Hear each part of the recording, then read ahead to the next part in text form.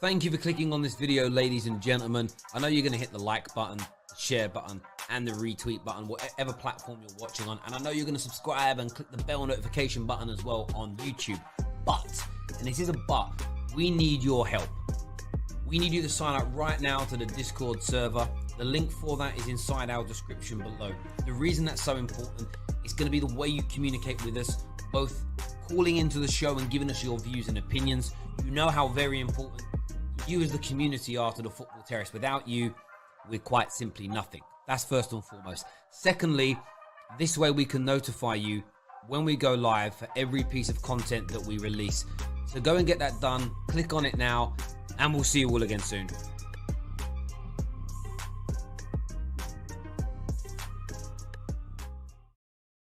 Yes, morning everyone. Welcome back. Welcome back. Hit that like and share button. As we just said, sign up to the Discord server.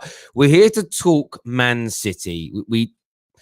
I didn't plan a match review show last night because we had to preview the big game, the Tottenham the Liverpool Spurs game tonight. But Man City went and dropped points again. Man City went and demonstrated again that they, in my opinion, are a spent force. They're washed. They have regressed season on season for the past 3 years. And I'm frustrated. Now, I'm not frustrated about City going backwards because, it's so sad to see. I'm frustrated that Pep Guardiola is getting zero attention. Zero attention for the fact that since the 10th game of last season, they started not too bad last year. But since the 10th game of last season, they lost 7 games in the Premier League last year and drew 2 after that. Okay, which, by the way, is 2 more defeats than Man United in that time period. So far this season, they've had 2 defeats and 5 draws, just 5 wins from their last 12 games. Over the course of the past 12 months of football and the last 38, 39 games, the Geezers lost 9 football matches and drawn 7. Now, this is the great Pep Guardiola, who has spent £9 billion of cash since being at City and is regarded as a genius manager. His performances and win ratio are worse than Ole Gunnar Solskjaer. Yet Solskjaer and Man United are in an absolute crisis. I don't understand why it's not being focused on. Secondly, after this really poor start to the campaign, sitting in 6th position, and that's likely to finish between 7th and 9th by the end of this midweek group of games, I went to 8 different newspapers this morning and read the back pages or went onto their main headlines. Pep Guardiola wasn't featured in any of them with any real note. In some cases, it was the 6th or 7th story this morning. Pep Guardiola dropping points at home to West Brom, in the media's eyes, didn't deserve focus, didn't deserve attention. And I personally think that's an absolute disgrace. Absolute disgrace. And then when you look at this stood out hugely to me. Look at Manchester City after 12 games across the last 4 seasons. In the 17-18 campaign, played 12, won 11. 92% win ratio, 34 points, 40 goals scored. 18-19, 10 wins from 12, 32 points, 36 goals scored. Last season, still 8 wins, 35 goals scored though. The only difference between this year and last year is their defense was leaking more. This season, between 18-19 and 19-20 was their defense. But look at the win percentage each year, 92%, 83%, 67%. This year, look at it. The 2021 campaign, played 12, won just 5. They have a 42%, I repeat, 42% win ratio. Average goals scored per game, 0.5. They're conceding a goal per game, 1.6 points per game. Their projected points this season, 64 points. It's abysmal. They've already lost 16 points this season. The regression at Manchester City is palpable. And I'm asking the question of you today, The phone lines are open. The link to call in via StreamYard is in the description below. Make sure you're hitting that like button for us. But is Pep Guardiola washed at City? Is his time at City up? We spoke about this numerous times on this channel, and quite often our view was rejected that there'd been regression, that his time was over. I know he signed a new deal, but I'm going to stand by what I said a few weeks ago when it comes to Pep Guardiola. There is no precedent, there is no example, there is no history of him rebuilding a team. There's no history of him having a great side, it regressing, which is natural, and then him rebuilding it.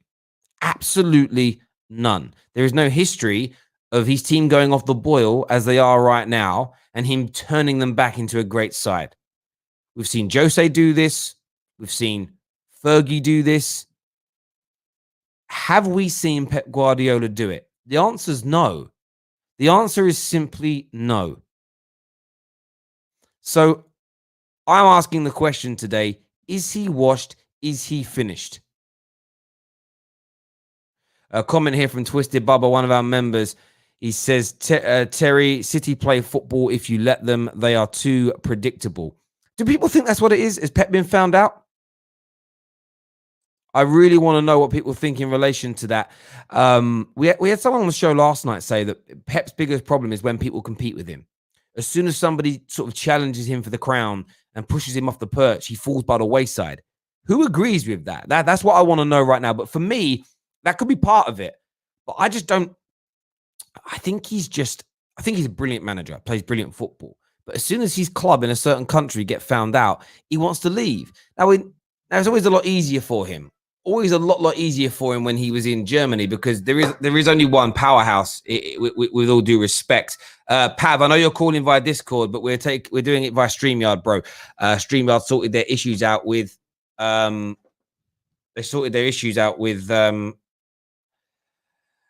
I don't remember what they're called now, with YouTube. So we're using StreamYard more predominantly again. But for me, as I say, as soon as someone challenges him, he falls by the wayside.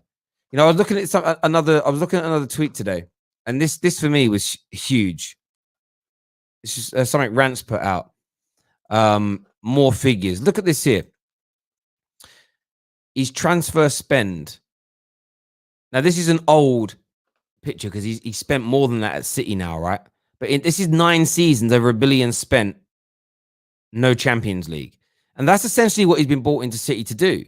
But you know what's crazy about this? He ain't winning the Champions League with City. This City team, they are so average, it is unbelievable. They are so poor now under Pep. They can't win a Champions League. It's impossible. Absolutely impossible. They're broken. I think Pep is washed at City. I'm not saying he can go somewhere else and be a good manager again. But this guy is a 2-3 year man max. And he's proving that. He hasn't been able to rejuvenate this City side. He signed a new deal when there is no difference. The start to this season, as I say, has been absolutely horrendous. They're sitting 6th. Okay, they played 12 games. They've only won 5. And the biggest standout issue for me when I look at this is the fact they're not scoring goals. And I spoke about this weeks ago, that they're struggling to score goals. They're not breaking anybody down. And people, Terry, you're just being hyperbolic. You're being over the top. We're 12 games in, people. We're 12 games into the season. We are 25% of the way through. Sorry, more than 25% of the way through. We're getting towards a third of the way through. In another 6 games, we're pretty much halfway through the season. That needs to improve dramatically, and I can't see it happening. They just look limp. Eye test here. This shows that David Silva was the GOAT. Well, it doesn't quite show that eye test. I mean, they were regressing last season as well when he was still there. They haven't replaced peak David Silva, peak Aguero, peak company. That hasn't happened. With all the money they've spent, they've not replaced their stars. And that goes down to the mismanagement of the club. It's as simple and as straightforward as that. As well run as they are, that's part and parcel of it. We've got some callers we're going to jump into now as well. But I'm asking you the question, is Pep and his City team washed? Can they turn this round? Are they title contenders? I want to hear from you right about now, because as far as I'm concerned, it's been an embarrassing start. We're speaking about it because the media are ignoring it, of course. Let's jump in to see what some of you say. The link to call in is in the description below. Let's do this.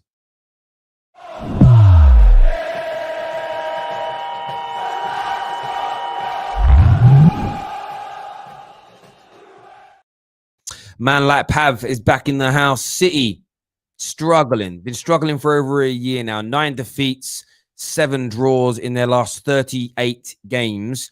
Give us your views and opinions, mate.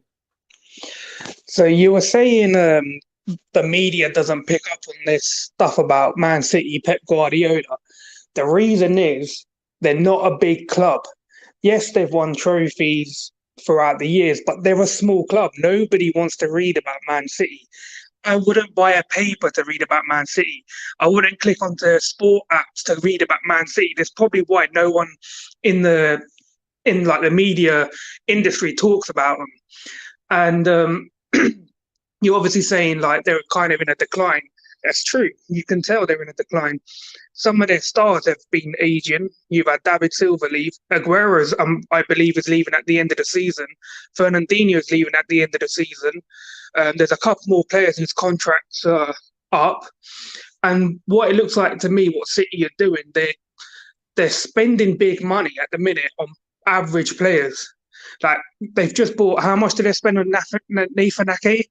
Around 40-something million pounds. Some of the players that they've bought in the past, they've had good deals for them.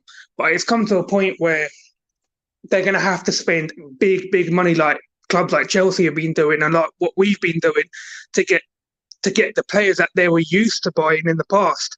But I don't think that's how Man City runs. I could never see them pay over the odds for like top class players. It's not a club.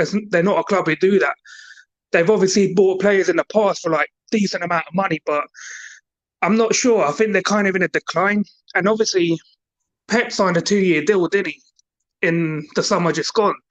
I thought he was going to leave, and I still believe he's going to leave. I just think that they've just put a contract down, offered him more money to stay, to try and make him stay, but I can't see it. They're losing players like Leroy Sané. I can't believe how that guy, they've lost him and he's gone to Munich, but it's come to a point where they either need to spend big, big. Yeah. Otherwise, you might find players going elsewhere. Mate, I don't overtly disagree with you. I think the thing is they have spent big. I mean, this summer, Ruben Diaz 61 million, Nathan Ake 40 million, Ferran Torres 20 million. They spent 100. Again, everyone knows I don't use net spend. Net spend is in terms of I will use net spend if you show me all player expenditure. When it comes to transfer only ins and outs, I don't use net spend because it doesn't exist. But they spent 154 million pound this summer. They spent 143 million pound last summer when they spent 60 million on Cancelo, where they spent 56 million on Rodri, 10 million on Angelino, who's not even there at the moment, as an example. In the 18-19 season, okay, they spent 70 million, and the majority of that in that campaign was on Riyad Mahrez, who was 60 odd million pound. Summer before that, it was 285 million pound. But you start to go through a lot of these signings, and there are so many that are not. The year before that, 193 million.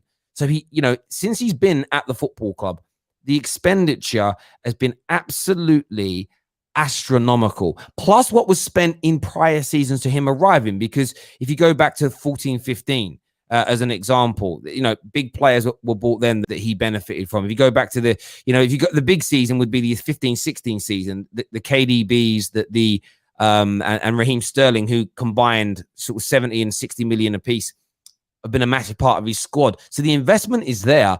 I just think it comes down to, for me, not all of his signings have worked out. You think about, his first season, John Stones hasn't really fulfilled his potential. Leroy Sané's already gone. Gabriel Jesus, 30 million, hasn't hit the levels people thought. Gundogan probably has. A lot of his signings haven't achieved the same standards as people in years gone by. Plus, Pep Guardiola has this habit of burning his teams and burning his players out. We've all seen this for years. So it isn't a shock to me. It isn't a kind of, I can't believe this is happening. The bit that's annoying me is it's not being focused on. And you're absolutely right. It's because they're a teeny weeny, tiny, minuscule, small club. No one cares. There are not fans on social media kicking off. There isn't enough of them.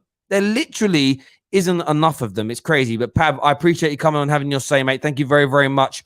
And we'll talk to you again soon. We're going to jump into some more calls now. First of all, Super Chat says, morning, Terry. Credit must be given to Klopp and Liverpool. They broke Guardiola, their attack for 2 years. Arsenal fans, that's what you call breaking someone.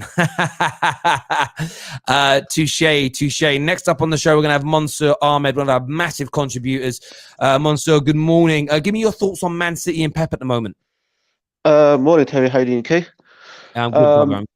Yeah, so obviously, I reckon it is starting to show up of a decline. I mean, as you can see, that some of the best players that they had with the company, Silva and Sergio Aguero, who's injured now, they were the teams that were kind of gelling them together. Because in a great team, as you know, with United, Terry, you need a very good spine, and I think that spine was starting to chip off with company with Silva.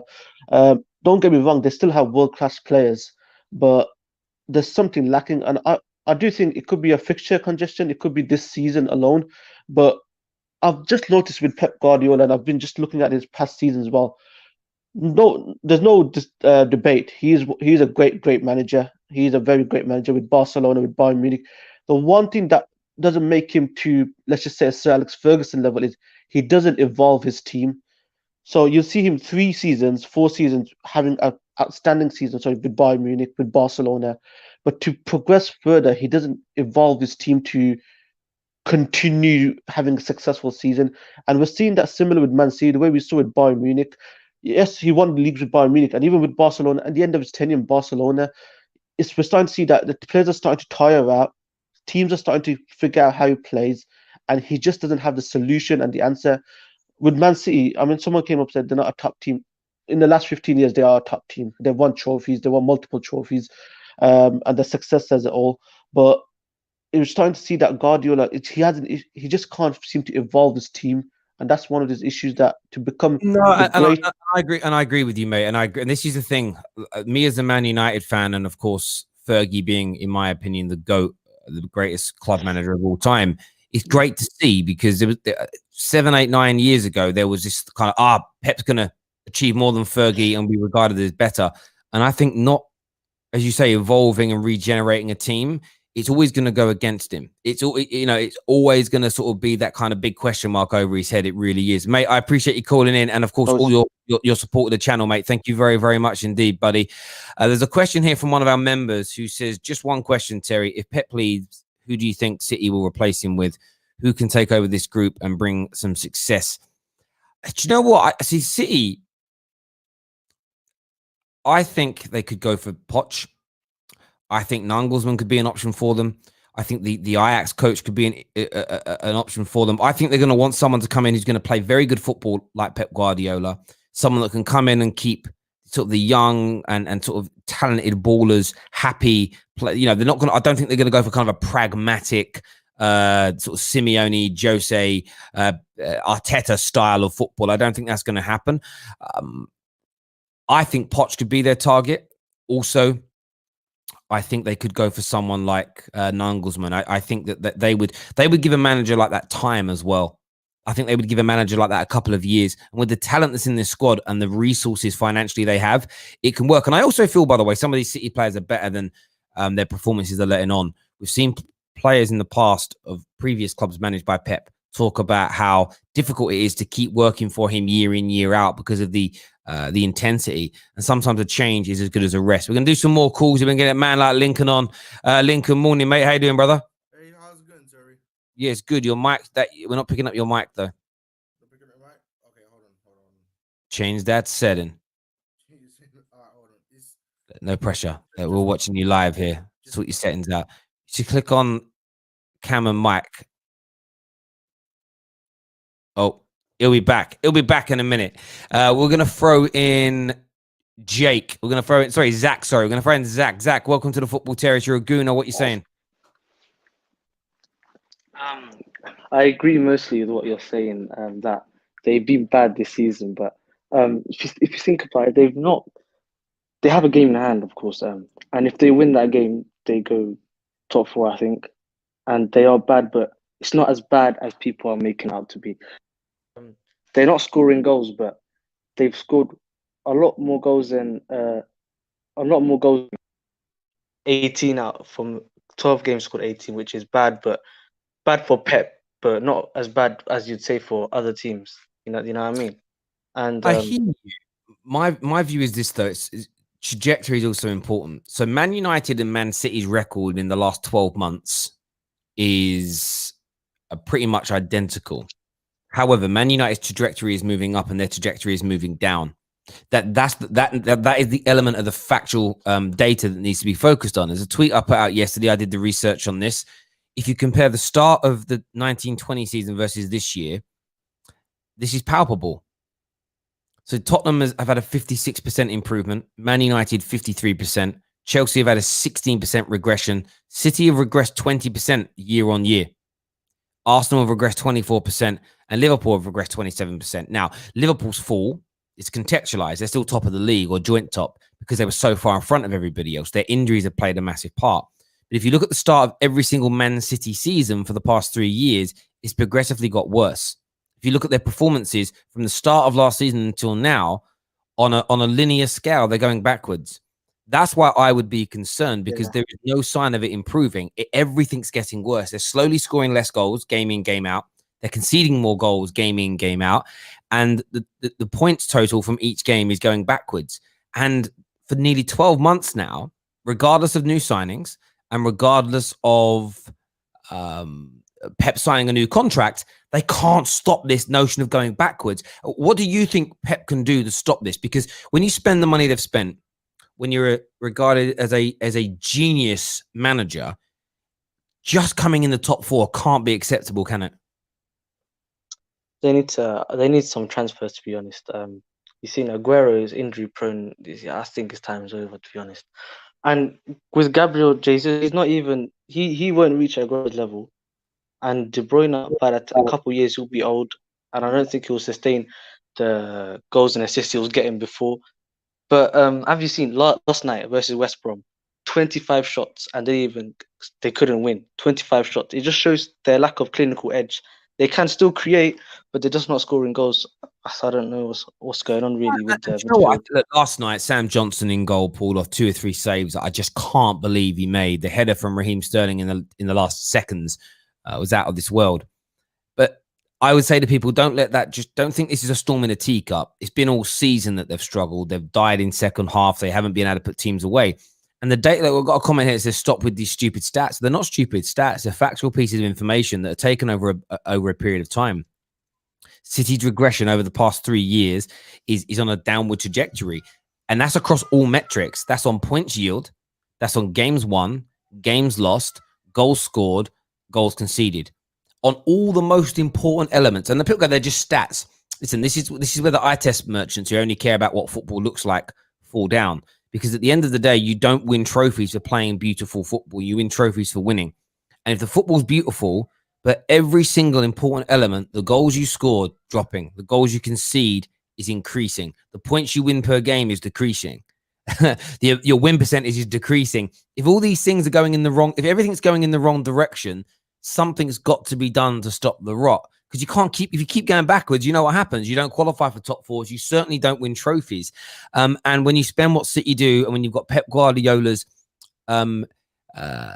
reputation, winning is all that matters. But if you think it's stupid to focus on the team going backwards, that is on you. Listen, Zach, I really appreciate you coming on and giving us your thought, mates. Thank you very, very much, buddy. Speak to you soon. We're going to have Lincoln back on now. Lincoln, what you saying? Yeah, it's working now. It's working now, right? There we go. That's all good, man. Yeah. What do you want to say, bro? Yeah, I just want to ask a question to all the people in the chat. Like, when Pep first came into Man City, he brought in all this fancy football, was playing with inverted fullbacks and that. But then everyone was talking about how Man City's playing now and how they won, how they got 100 points, and they're talking about how Gareth Southgate actually managed to incorporate Man City's formation into the England formation. Like I noticed that as soon as Gareth Southgate started playing 4-3-3 with inverted fullbacks and that. If the media has the energy to talk about that now, to talk about that then, how come they didn't have the energy to talk about what's going on with City now? Because City are going through a rebuild and no one's really noticing, no one's really pointing it out.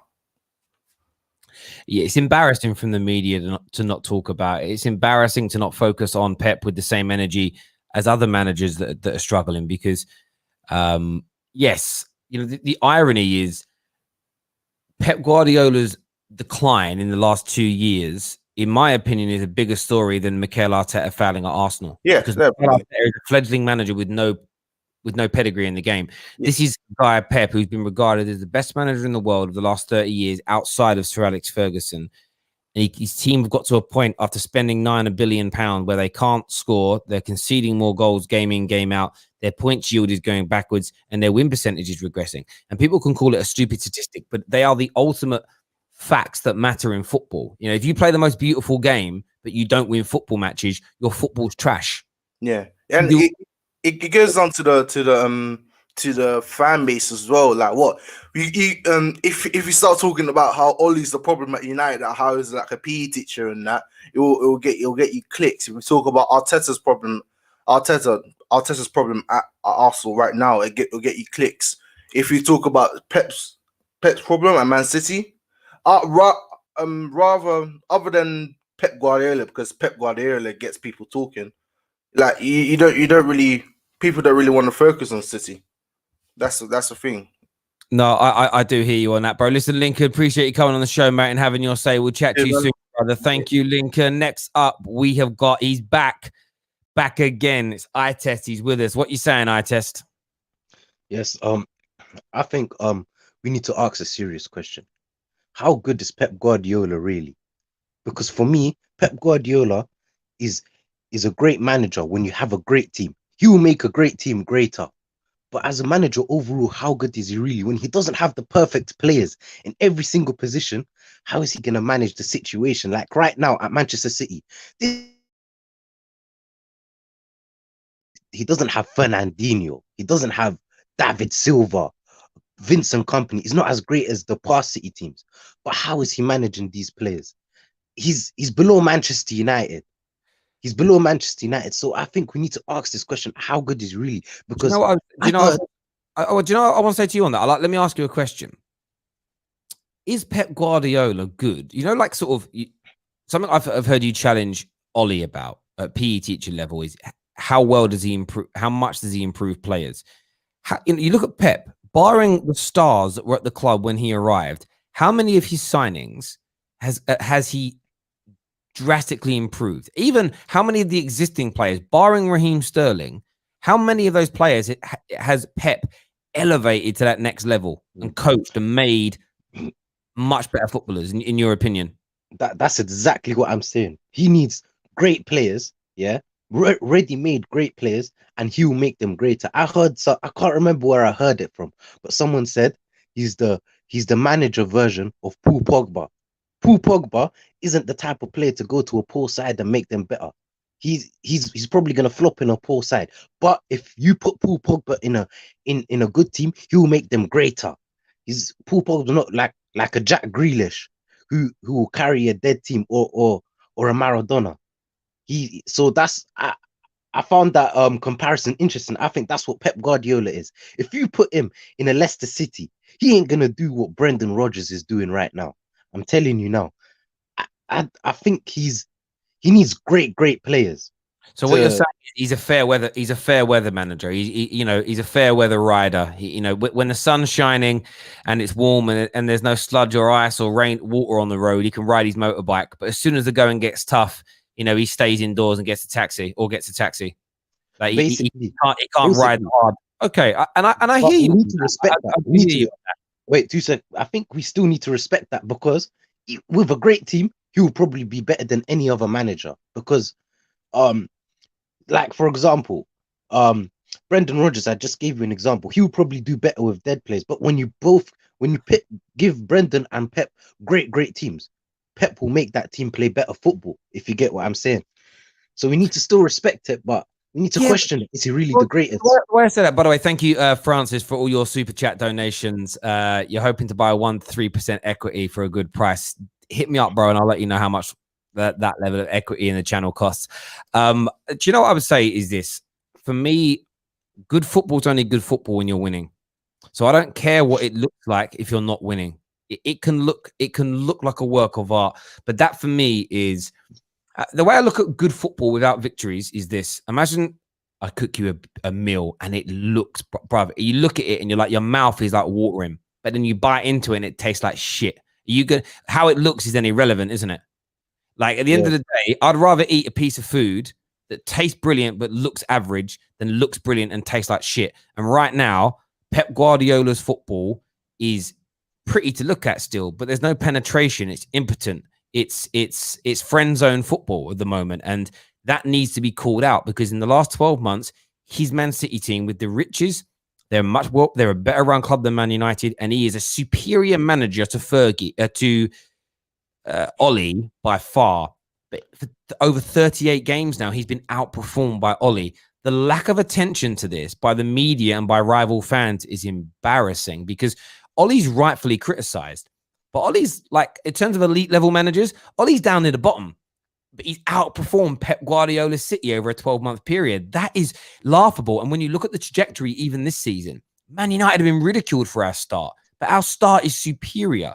If and when we beat Sheffield United this week, our start is superior to theirs. More wins, more goals. And you sort of sit there and think to yourself, if Ollie's start to the season is disastrous, but it's better than Pep's, where's the focus? It's more embarrassing for Pep. Do you get where I'm coming from, bruv? Like, it's like if you're a world, it's like Anthony Joshua and Tyson Fury. If they get knocked out by a bum, it's more embarrassing than a journeyman being knocked out by a bum because they're meant to be the best. And that, for me, is the focus on this. It's terrible right now from him. Do you think Pep will turn it around this season? Do you think he'll get City firing all guns blazing again?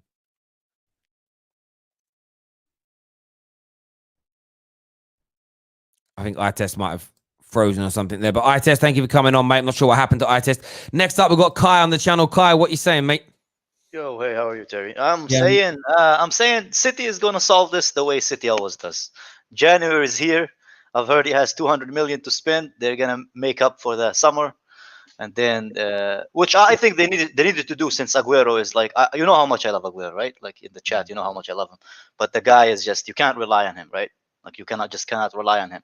And I think they need a striker, and I think they'll sign a striker this January. I think they're playing wingers and strikers, and it's not working. They're gonna go for it massively, in my opinion, and they have to. They're gonna go for it hugely. They're going to spend a lot of money again. It's just the only thing that might stop them is if they're seriously thinking about keeping Pep for this 2 year. I mean, this 2-year extension just seems so weird because we all saw this decline a year ago. He looked unhappy. He didn't want to be here. I kind of think the pandemic and, you know, maybe other clubs don't have the money for him. I actually think that's what he's inquired about. I think he spoke to other clubs and they said, yeah, look, but we're not going to have the big money to spend on players for a couple of years. So I think that may be why he's done it. But if things continue as they are, he's not even going to see out this season with City. They'll come to a mutual arrangement and he'll be gone because right now they're tracking towards 64 points, bro, which means they're not going to make the top four. Or it's going to be almost impossible for them to meet the top four. With the speed, with the trajectory of everybody else. It's crazy. A few people reckon that Haaland might go to City. Do you see that happening? Yeah. I think City, 45 million to City is you know how much? It's nothing. That's basically lunch money. And I think it's an opportunity that they're going to. I think they will try to offer Dortmund a little bit more money for him to get him in January. But if they can't do that, I know they're also looking at Lautaro Martinez from Inter, which is another amazing striker who's similar to Aguero. So they have options, and it's City, that's how they do it. They just solve all their issues with money. And about Pep staying, I honestly think they kept him due to I think they're predicting that UEFA will come back to them with another case. I think it's the best thing to do. Just keep him, 2 or 3 more years, invest in him, because you don't know what's going to happen if the transfer ban allegation stuff is going to come back again. And I think they just want to be prepared for it. No, I hear you on that, mate. A comment here says if they get Messi in January or the summer, it will be interesting. I mean, yeah, it will. And I mean, but do you know what I think though? I feel like a Messi signing is going to paper over cracks because Messi, of course, elevates any team because he's he is the second greatest football player of all time. So it'll definitely improve something. Thank you, by the way, to this man here for becoming a brand new member of the football squad, member of the Football Terrace. Thank you very, very much. It means a great deal to us. Kai, thank you for coming on, mate. I actually didn't speak to you yesterday. Or did we? Did you come on last night? No, I didn't. After- I didn't. I had Yeah, I after had tested Chelsea study for. So Yeah, well, what's your thoughts on losing back-to-back games at Chelsea? there's a lot. If you analyze it, there's a lot of reasons why it's going on. It's Chelsea's like the positioning of the two players that they signed, the Germans. Both of them are playing out of. For me, a good manager builds a team in order to get the strength of his players. And I believe in the last few games we're just trying to fill in gaps. And since last season, I said Lampard is going to be tested this season, and so far, he has 48% win rate, which is like 20% almost less than Sarri, which a lot of people wanted Sarri out. So for me, I'm looking at it without the emotional side. It's not good enough. It is not good enough. And if you're Roman Abramovich and you're looking at it and you're seeing that win rate, you have a lot of things to look at. Of course, Lampard is a legend, and I would give him to the end of the season. But so far, I'm not impressed. I'm honestly, I can tell you hand to heart, I'm not impressed with him. I hear you, mate. Listen, thank you very much for coming on the show, mate. We'll chat to you again soon. Cheers, Kai. Thank you, Terry. Thank you. Have a good day. Oh, man, there, Kai not happy with him. Monsieur here, one of our biggest contributors on the channel, says Jesus is overhyped and an overrated player. He has been poor and has been hyped too big. Greenwood is a better impact player than Jesus. Jesus in 5 years. I do think he's been overhyped. The way some people spoke about him when he came in, he was going to go on and be R9 or something along those lines. Next on the show, we're going to have Flaky. Is it Flaky? What are we saying, young man? How are you? Hi, Terry. Oh, hello. Turn the camera off, but that's fine. What do you want to say? I'm actually a fan of Pep Guardiola, so I'm here to kind of defend him. Oh, so tell me how you're going to defend his record in the last 12 months being worse than Ole Gunnar Solskjaer's and only winning 42% of his games so far this season with a £1 billion squad. This is what I'll say about Pep Guardiola, and this is kind of backed up by his history at Barcelona as well. Is like his style of football is so intense and is so requiring of his players to be always on the ball and very intelligent. So for the 3 years that he has at most clubs, it's absolutely incredible. He looks like the best manager of all time at times. But then it's always complacency. You saw that at Barcelona. He knew that players were becoming complacent because they were starting to lose to Real Madrid in La Liga, and the board didn't want to get rid of players that he wanted to get rid of. He fell out and he left Barcelona. And you're seeing now at Manchester City, after 2 incredible years, it looks like some of the players might be complacent. You saw last season players like Otamendi, John Stones. Some players this season just look very lackadaisical when they're playing, and maybe the board haven't really backed him and gotten rid of players that he wants to, and we're seeing the effects of that now. So you're blaming for me, bruv, I don't think you can blame the City board. They have backed every manager they've had. They're huge spenders, huge salaries. The infrastructure of the football club is absolutely astounding. The quality of the football club, it is massive. It's absolutely huge. This is what I would say, because it's a bit like you've said in the past about Jose Mourinho. It's not his tactics that have let him down. It's the fact that the players don't buy into what he tries to do, and the players let him down. I think you've said this in the past. With Manchester, with Pep Guardiola, I think it's the similar thing with complacency. After a few seasons of excellence, I think that's what's happening now. And I understand that, but that's down to him and his management and people being on board. Z here, one of our members, says nearly 500 million on defenders alone, and he hasn't been backed. He 100% has. I just think he loses people. I think he loses people. There's no doubt about it whatsoever. After 3 or 4 years, there's burnout. Bro, I appreciate you coming on and defending Pep Guardiola, although I do think, it's an interesting hill to die on, but thank you very much for calling the show, brother. Next up, we are going to have Hill Power. I think it's Hill Power. Hill Power, welcome to the show. Hi, do you hear me? Perfect. What do you want to say, mate? Okay, yeah. I just wanted to say from an American perspective, watching City so far this season, I feel like City's um team hasn't been replaced correctly. I mean, Stones hasn't come through. Company's left. Silva's left, and a lot of the older generation that carried Pep to to victory isn't supporting him anymore, despite all the money that the board has given Pep. So I wonder, if Pep really is that sensational manager that people really thought he was when he first came to the Premier League. I think he is. I'm not someone who calls Pep a fraud. That isn't my stance on him. But what I do think is that he has a sell by date at every club he goes to, 3 to 4 years, and at the end of it, his intense, kind of strict, monotonous, unyielding approach, I think it wears people down. And I don't think any of the dressing room dislike Pep. I don't think there's any kind of animosity, but it's just a level of exhaustion. And I know this for what I do for a living. There's only a certain degree that I can push my people. There's only a certain where sometimes you've got, do you know what? I've got to ease up a bit and say, we do it, let's keep everything on an even keel for a period of time. Otherwise, you burn people out, and burnout is a real thing. And normally, burnout's mental. That mental impact of burnout impacts you physically, which just takes 10, 20, 30% away from your performance.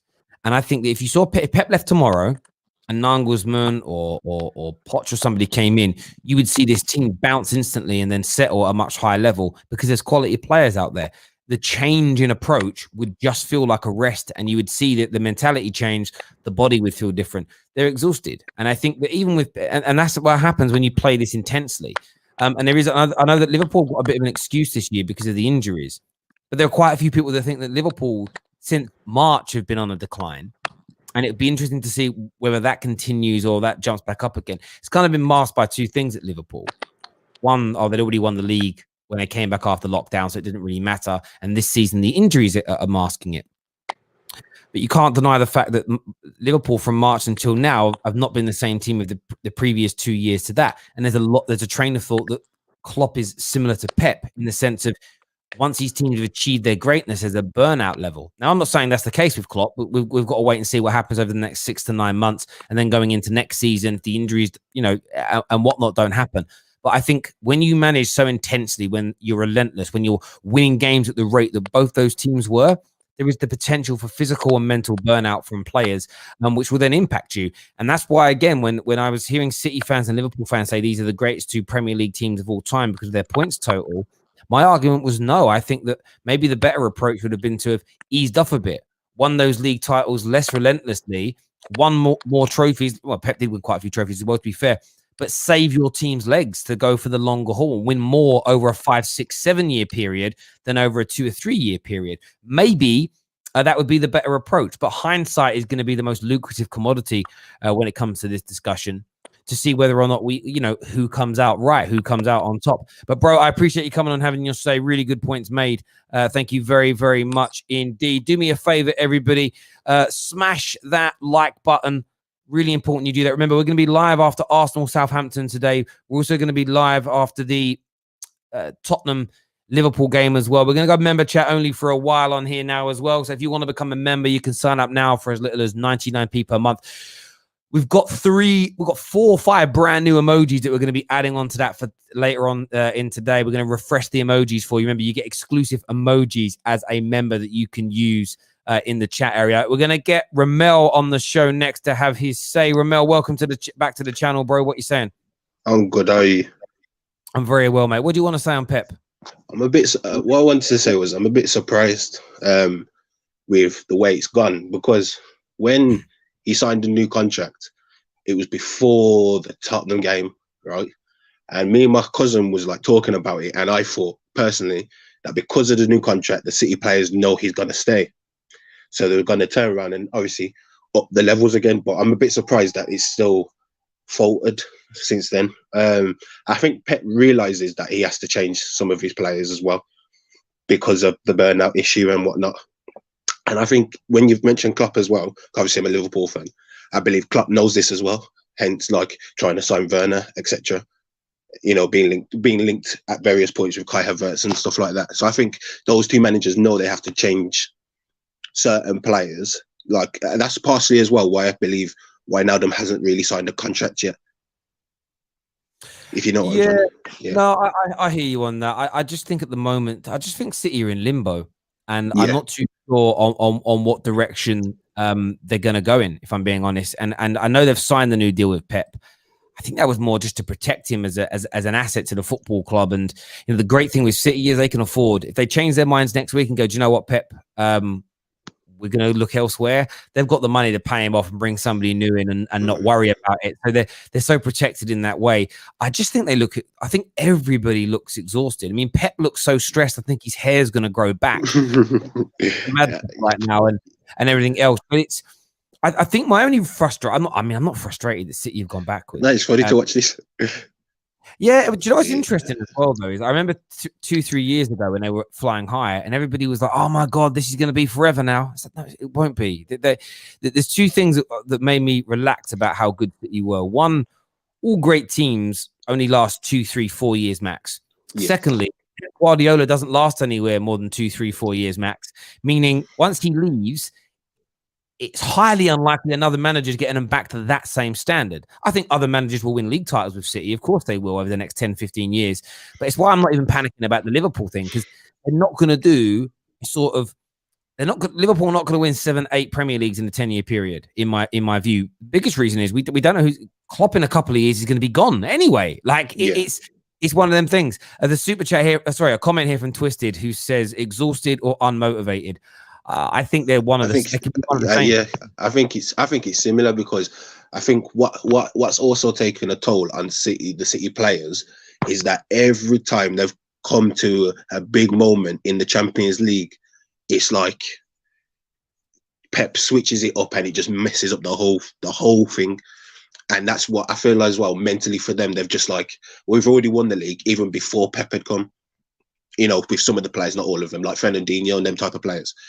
And now it's at the point where there's like, what is there left to win that we haven't tried already? Do you forget what I mean? Yeah, no, I hear you on that. And I think Pep's almost scarred by it. Yeah, definitely. He won the Champions League before. He won it twice. Because Jose's gone and done it in two different countries. Because you saw the three titles won by Zidane and stuff. I think there's pressure on him I think what he wanted is to sort of win it in 3 different countries, which is very, very rare indeed. I don't know if anybody's done that. I want to say maybe Ancelotti has. I'm not too sure. I think Ancelotti won 2 or 3. I know he's won it. He won at Real Madrid and AC Milan. But he won 2 at AC Milan, so he's got 3, but only in 2 countries. Yeah, so I mean, as I say, you know, I think Pep's aim was, can I go and do it in 3 different countries, and he hasn't achieved that. But I think he's almost become too obsessed with winning the Champions League now. As you say, he's over 4. I mean, getting knocked out by Lyon is just embarrassing. Yeah. I know it sounds hard. It's just embarrassing, man. No, but I remember watching that in the summer. I'm my cousins. I was like, yo, they should win this technically. And then to see they go through at the back. I remember in the second leg when they played us last year. Not last year, sorry, about 2 years ago in 2018. He done the same thing. I swear he played Laporte left wing back and it didn't work at all. And it's just like, he didn't need to change what was already working, if you get what I mean. Yeah, and I think that in some respects, like the bigger players at the club, like Sterling or maybe De Bruyne, they're probably like, why? Like they've probably given up at this point. Now, obviously, this is just assumption that could be completely wrong, but that's the way it seems anyway. I hear you on that completely, mate. Listen, I appreciate you coming on, Ramel. We'll chat to you again soon, brother. Thank you. Blessings. Man. All the best. Thank you. There's a comment here from Gregory that says, Terry, go watch Howson's podcast on the 19th of November with Alan Moore about why teams burn out and break down. Some pretty shocking information. You can thank me later. I will go and check that out. I can't articulate what I think is going to be said, but I do understand it. I understand it as somebody who used to compete for Team GB. I was part of the Great Britain, a number of Great Britain squads for sort of my martial arts and fighting background and kickboxing background, and I understand what burnout feels like, and I actually don't think it's overtly different to that of working at higher levels in particular industries. You know, I've seen good friends and family members in I got a friend who's a stockbroker. I see him burn out, and it was mad to see what he went from, what he was earning, what he was achieving, to burning out. I had a great friend of mine who works in sort of the private banking sector. He was just having 4 or 5 years. This guy was flying high, but he burnt himself out, and you know, to epic proportions. People do it, and it's hard to work and perform so relentlessly for such a long period of time. It's almost like you have to take your foot off the gas every now and then. But I will definitely go and take a listen to that and see what's being said. Thank you very much to Jack and the Headbangers for signing up and becoming a member of the Football Terrace. Means a great deal to us that you've gone and done that. You're seeing what's being said here. I'm just reading some of these comments. What is Pep's plan B? Yeah, as you say, I don't think there is a plan B. It's as simple as that. Comment here says that happened to Klopp at Dortmund, didn't it? Was bottom of Bundesliga at one stage in his last season. Yeah, I mean, look, I think there was a bit of burnout. They also lost some top players as well, so that certainly plays a factor. There's no doubt about it that'll play a factor over other things. But yeah, it's one of them things for me where I look at it and just think to myself, change is often as good as a rest, or sometimes you just need to be a little bit less relentless. And I think what I wouldn't say Pep even got it wrong. He just plays and trains and everything's 100% every single minute of the day. And that ended up yielding all that great success over that 2-year period, 2.5-year period. But then what after that? And then how long is it going to take for them to recover? That would always be my question. Because if the size of the prize for 5 years after that burst of massive success is fairly low, you're not winning trophies, not winning titles, was it worth it? You'd be better off playing at a lower rate, winning a title every other year for 6-7 years than winning 2 back-to-back with record points and then winning nothing for 5 years from a total trophy haul. But we'll have to assess that as and when it becomes relevant to. Dean here with the super chat says, I'm not trying to be rude, but what do you do for a living and how successful are you, Terry? Much love. So living what look. So when I stopped sort of my martial arts stuff, fighting, teaching, everything else, I moved into the financial world. And I'm going to be honest, I spent the first 2 or 3 years treading water, really working in, I want to say this, cutting my teeth, but working in fairly dead end areas.